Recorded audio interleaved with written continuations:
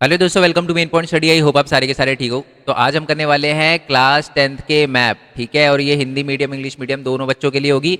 और मैं आपको बता दूं कि मैप को छोड़ना है ना, सबसे बड़ी गलती होती है।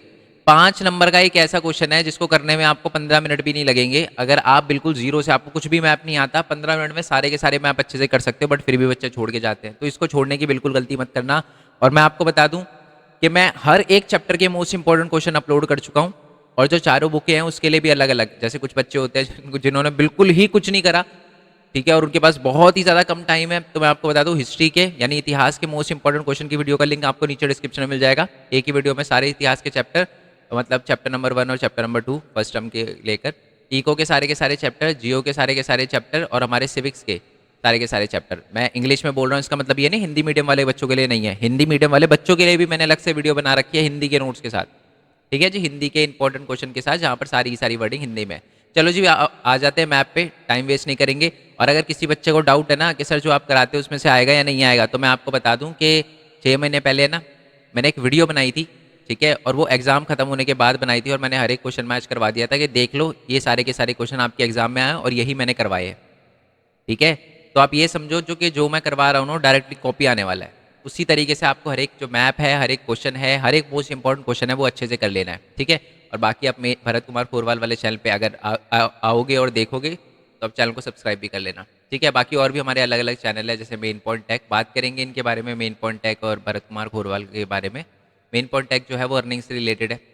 बेसिकली मैं यहाँ बताता हूँ कि स्टूडेंट कैसे अर्न कर सकता है। तो आप इस चैनल को देख लेना, सब्सक्राइब वगैरह करना चाहो तो कर सकते हो। अब आ जाते हैं डायरेक्टली मैप पे, ठीक है।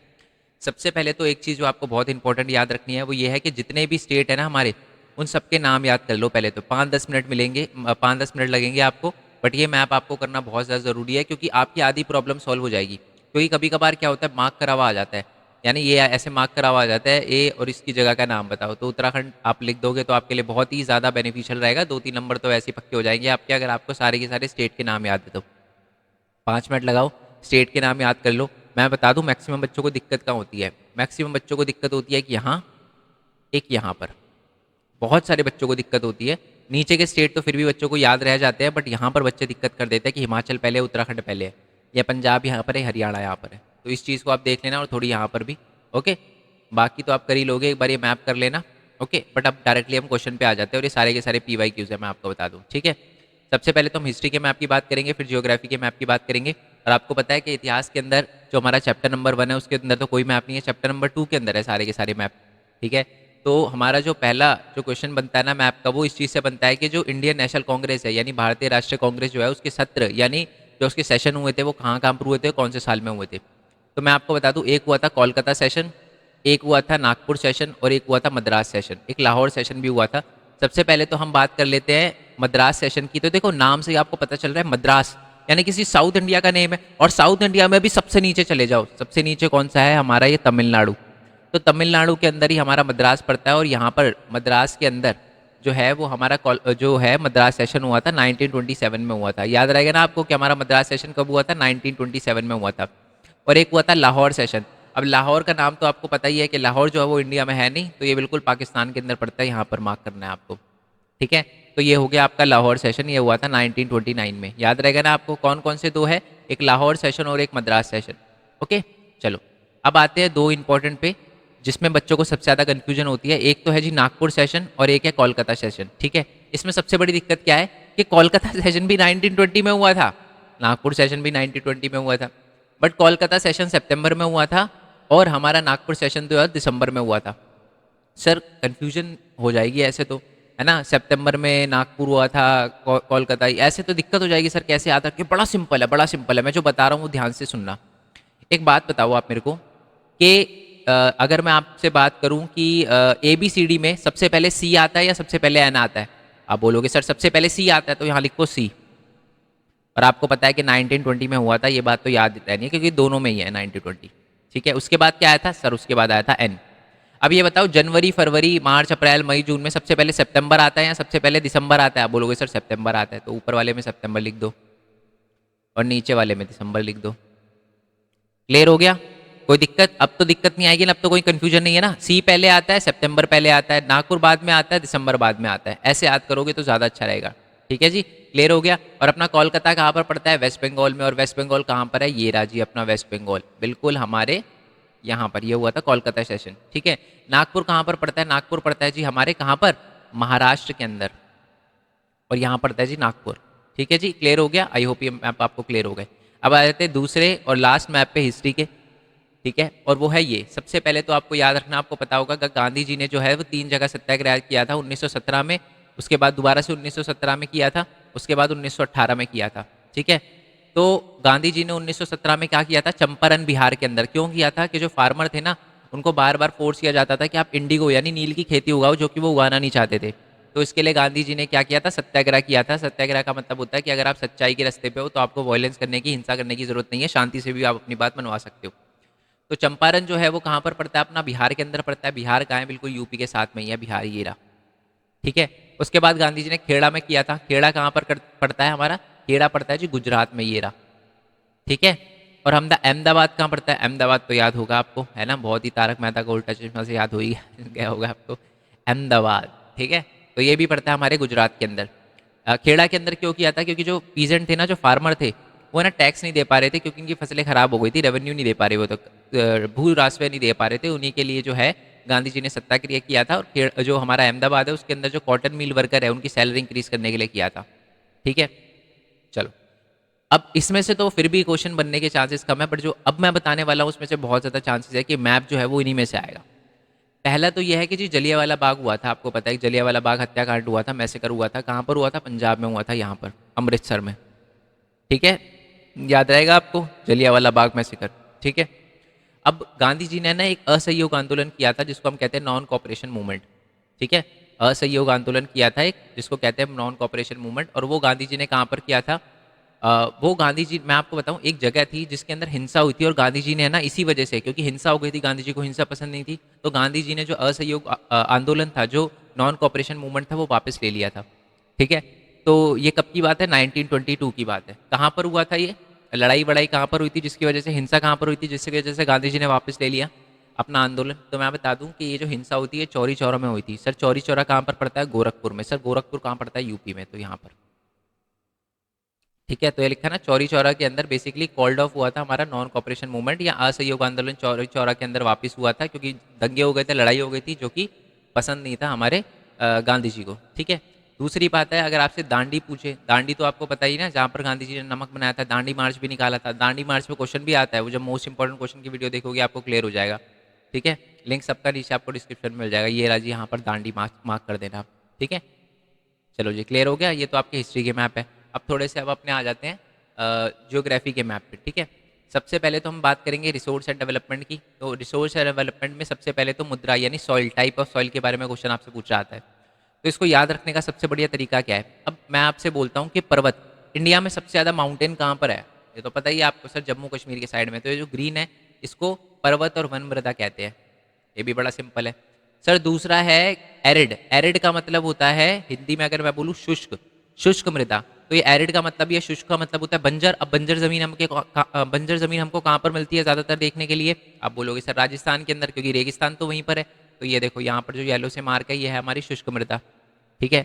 अब याद होगा आपको एक काली मृदा भी होती है, ठीक है। और मैंने आपको बताया था, अगर आपने चैप्टर नंबर 4 पढ़ा है एग्रीकल्चर, उसके मोस्ट इंपॉर्टेंट क्वेश्चन पढ़े हैं, तो आपको पता होगा कि काली मृदा जो है उस पर सबसे अच्छा कॉटन उगता है। और काली मृदा कहाँ पर पाई जाती है? गुजरात वाले और महाराष्ट्र वाले एरिया में। अब आप ये बताओ कि गुजरात और महाराष्ट्र वाला एरिया, ये महाराष्ट्र वाला और गुजरात वाला एरिया कौन से कवर कर रही है? ये वाली, तो यही है हमारी काली मृदा, ठीक है जी, क्लियर हो गया।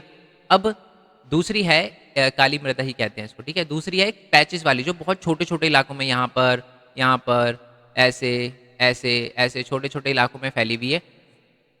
और यहाँ पर वेस्टर्न घाट में भी है। जो छोटे छोटे इलाकों में फैली हुई है उसका नाम याद रखना, उसको कहते हैं जी हम लेटराइट सॉइल, लेटराइट मृदा। इंग्लिश में भी और हिंदी में भी लेटराइट ही कहते हैं, लेटराइट मृदा, ठीक है। और जो यहाँ पर है, ठीक है, जो काली मृदा के साथ में है, काली मृदा के नीचे है, उसको कहते हैं हम लाल और पीली मृदा, ठीक है जी, याद रहेगा। और सिर्फ ये पहचान करने के लिए आएगा, ऐसे नहीं कि मार्क करो जी काली मृदा कहाँ पर है ना, ये ही ऐसा ही मैप आएगा अगर आना होगा तो। वैसे गवर्नमेंट स्कूल में ऐसे बहुत कम आते हैं, ठीक है, बट फिर भी अगर प्राइवेट स्कूल है तो चांसेस है। तो क्या होगा, ये ब्लैक सॉइल है, मार्क कर देंगे। ये सॉइल का नाम बताओ, आप बोलोगे जी काली मृदा, ये दे देंगे, किस सॉइल का नाम बताओ? आप बोलोगे जी पर्वत और वन मृदा। ये वाली सॉइल रेड वाली का नाम बताओ, आप बोलोगे रेड एंड पीली मृदा। ये वाली आप बोलोगे शुष्क मृदा, है ना। आपसे पूछा जाएगा कि ये वाली पैचेस में है जो, उसका नाम बताओ, बोलोगे लेटराइट मृदा। ठीक है, चलो नेक्स्ट आते हैं जल संसाधन वाला, जो हमारा चैप्टर नंबर 2 है, उसके मैप पे आ जाते हैं, है ना। वाटर रिसोर्सेज वाले मैप पे आ जाते हैं। इसमें है जी डैम, और डैम से मैप बनेगा। ठीक है, तो कौन कौन से डैम है देखो, Salal dam, Bhakra Nangal dam, Tehri dam, Rana Pratap Sagar dam, Sardar Sarovar dam, Hirakud dam, Nagarjuna dam और हमारा तुंगाभद्रा डैम। सर ट्रिक बताओ यार, ऐसे तो कंफ्यूज आएंगे। सिंपल सिंपल देखते हैं, देखो सबसे आप पहले मेरे को आप ये बताओ कि राणा राणा प्रताप, महाराणा प्रताप कहाँ से थे जी? सर राजस्थान से। महाराणा प्रताप ज़्यादातर होते हैं जो हैं हमारे, महाराणा प्रताप कहाँ से थे? तो हमारे महाराणा प्रताप कहाँ से थे? राजस्थान से। तो ये रहा जी हमारा राणा प्रताप सागर, राजस्थान के अंदर पड़ता है। ठीक है जी, क्लियर है, बड़ा सिंपल है। हीरा कुंड, कुंड का मतलब क्या होता है सर? गड्ढा होता है, गड्ढा, है ना, गड्ढा होता है। अब गड्ढा कैसा होता है? गड्ढा ऐसा होता है सर। तो ऐसा कौन सा स्टेट है जिसका नाम इस गड्ढे से शुरू होता है, यानी इसके गड्ढे यानी ओ से शुरू होता है? कौन सा स्टेट है सर? ये तो पता है सर, उड़ीसा। तो ये रहा जी अपना, यहीं पर हमारा हीराकुद डैम दिख रहा है, यहाँ पर हीराकुद डैम ये लिखा हुआ है, हीराकुद डैम। सर ये तो बड़ा सिंपल था। ठीक है जी, सरदार सरोवर डैम, सरदार सरोवर डैम। अब आपको पता है पूरी दुनिया में सबसे बड़ी मूर्ति हमारे भारत में लगाई गई है, किसकी? सरदार वल्लभ भाई पटेल की। कहाँ पर लगाई गई है सर? गुजरात में लगाई गई है। तो ये रहा जी आप बोलोगे सर गुजरात तो यहाँ पड़ता है। देखो डैम तो यहाँ पर है ना, तो बेसिकली उसी रिवर पे बना हुआ है, ज़्यादा पोर्शन इसको कवर करती है, इसलिए ये यहाँ पर बना रखा है। ठीक है जी, बट लिखना आपको गुजराती है, याद रखना ये बात। चलो जी, सर समझ आ गया। चलो अच्छा, टिहरी डैम, टिहरी किससे स्टार्ट हो रहा है? टी, टी से स्टार्ट हो रहा है ना। अब मेरे को आप ये बताओ, टिहरी ऐसा कौन सा स्टेट है जिसमें सबसे ज़्यादा टी आते हैं? सर उत्तराखंड में सर सबसे ज़्यादा टी आते हैं, उत्तराखंड के नाम में। ये रहो जी उत्तराखंड का टिहरी डैम। ठीक है, अभी मैं ट्रिक बता रहा हूँ, मैं क्वेश्चन भी पूछूंगा, ऐसा नहीं कि ट्रिक बता के छोड़ दूंगा मैं, रुक जाओ अभी क्वेश्चन भी पूछूंगा मैं। ठीक है, और भाखड़ा नांगल डैम और नागार्जुना डैम बता देता हूँ मैं कहाँ है। नागार्जुना डैम जो है वो नागार्जुना रिवर पे है, और तुंगाभद्रा डैम जो है वो तुंगाभद्रा रिवर पे है। नागार्जुना सागर डैम जो है वो यहाँ पर पड़ता है, तेलंगाना में। कहाँ पर? तेलंगाना में। विदाउट ट्रिक याद कर लेना इसको, नहीं तो दिक्कत हो जाएगी। तुंगाभद्रा जो रिवर है वो हमारा पड़ता है जी, ये तुंगाभद्रा जो हमारा जो डैम है वो पड़ता है जी कर्नाटका में। ठीक है, मैंने क्या क्या बताया आपको? महाराणा प्रताप यानी जो हमारे राजस्थान के अंदर, सरदार सरोवर डैम सर गुजरात के अंदर, हीराकुंड सर कुंड, सर ये तो उड़ीसा में था। ठीक है, और अच्छा सलाल डैम, बड़ा सिंपल है। आपको पता है कि इंडिया में सबसे ज़्यादा मेजोरिटी में जो मुस्लिम है वो कौन से स्टेट में रहते हैं? सर ये तो जम्मू कश्मीर में रहते हैं सर, ये तो पता है आपको। अब देखो नाम भी क्या, सलीम, सलीम, सलाल, ऐसे ऐसे नाम ऐसे आप याद रख सकते हो। स्टीरियोटाइप नहीं कर रहा मैं, बस बता रहा हूँ यार, याद रखने का तरीका है। अब जैसे महाराणा प्रताप भी एक ट्रिक है।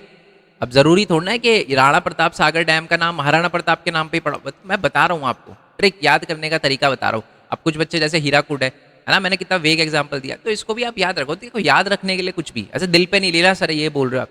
ठीक है, तो सलाल डैम अपना कहाँ पर पड़ता है? सलाल डैम याद रखना, सलाल डैम अपना जम्मू कश्मीर पे पड़ता है। सलाल, सलीम, है ना, ऐसे नाम याद करके याद रखना।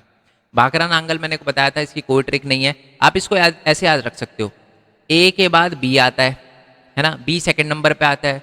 तो जम्मू कश्मीर के नीचे सेकंड नंबर पे कौन सा स्टेट पड़ता है? सर हिमाचल प्रदेश पड़ता है, और हिमाचल प्रदेश में ही भाखड़ा नांगल डैम है। ठीक है, अभी मैं नीचे आ जाता हूँ, पहले मैप पूछूंगा। तुंगाभद्रा डैम याद है ना, कहाँ पर है? तुंगाभद्रा डैम है कर्नाटका में, नागार्जुना जो है वो तेलंगाना के अंदर है। अब पहले मैं नीचे आता हूँ, क्वेश्चन पूछता हूँ फिर। सबसे पहले तो आप मेरे को नीचे लिखकर बताओ कि जो हमारा तुंगाभद्रा डैम है वो कहाँ पर पड़ता है। दूसरा हमारा टिहरी डैम कहाँ पर पड़ता है। तीसरा है जी हमारा महाराणा कह रहा हूँ, राणा प्रताप सागर डैम कहाँ पर पड़ता है। और चौथा आप मेरे को ये बताओ कि जी सलाल डैम कहाँ पर पड़ता है। ठीक है, एक और दे दूँ क्या? पांचवा आप मेरे को बताओ कि हीराकुंड डैम कहाँ पर पड़ता है। ठीक है, चलो बाकी एक चैप्टर नंबर 4 पे आ जाते हैं। अभी हमारा लास्ट चैप्टर है जिसके मैप हम करने वाले हैं, बट उससे पहले मैं नीचे आ जाता हूँ। वैसे मैं बता दूँ इसमें क्या मैप पूछे जाते हैं, ऑल दो कभी भी गवर्नमेंट स्कूल में ऐसे मैप नहीं आते, बट फिर भी मैं बता देता हूँ, देखो रिस्पॉन्सिबिलिटी तो है मेरी।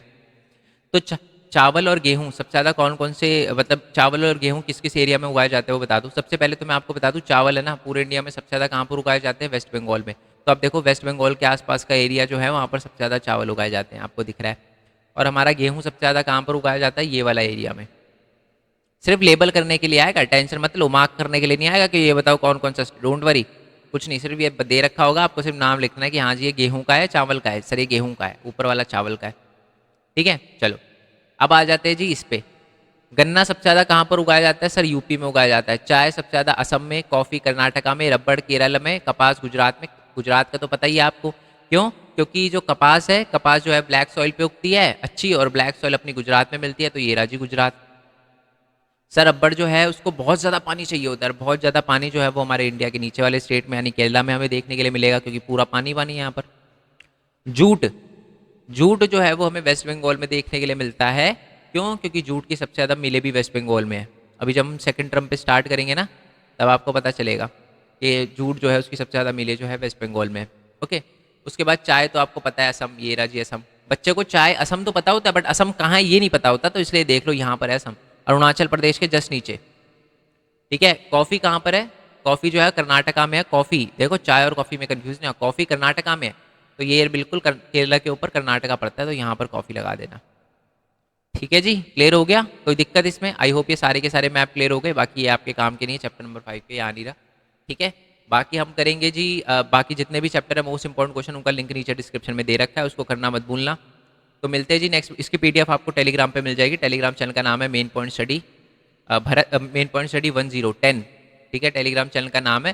बाकी नोट्स वगैरह के लिए आप वेबसाइट पे जा सकते हो, हमारी वेबसाइट है mainpointstudy.in। डायरेक्टली गूगल पे जाके लिखोगे ना मेन पॉइंट स्टडी, तो आपके सामने वेबसाइट आ जाएगी, और यहाँ पर आपको सारे के सारे चैप्टर के नोट्स मिल जाएंगे। PYQs के लिए जो मोस्ट इंपॉर्टेंट क्वेश्चन के लिए आप टेलीग्राम पे जा सकते हो। ओके, और ये कॉन्ट्रीब्यूट का बटन है, अगर आप यहाँ पर हमको सपोर्ट करना चाहो तो कर सकते हो, क्योंकि आपको पता है सारे के सारे नोट्स, सारी चीज़ें फ्री में होती है। बट अभी तो मैं मैनेज कर रहा हूँ, बाद में शायद मैनेज करना डिफिकल्ट हो जाए, प्राइस टैग लगाना पड़ जाए मेरे को। तो अगर आप चाहते हो कि जो प्रिविलेज आपको मिला है वो आपके जूनियर्स को भी मिले, शायद आपको इससे फ़र्क भी ना पड़े, जब आप 11th में चले जाओ तब शायद मैं इस पर प्राइस टैग लगाऊँ।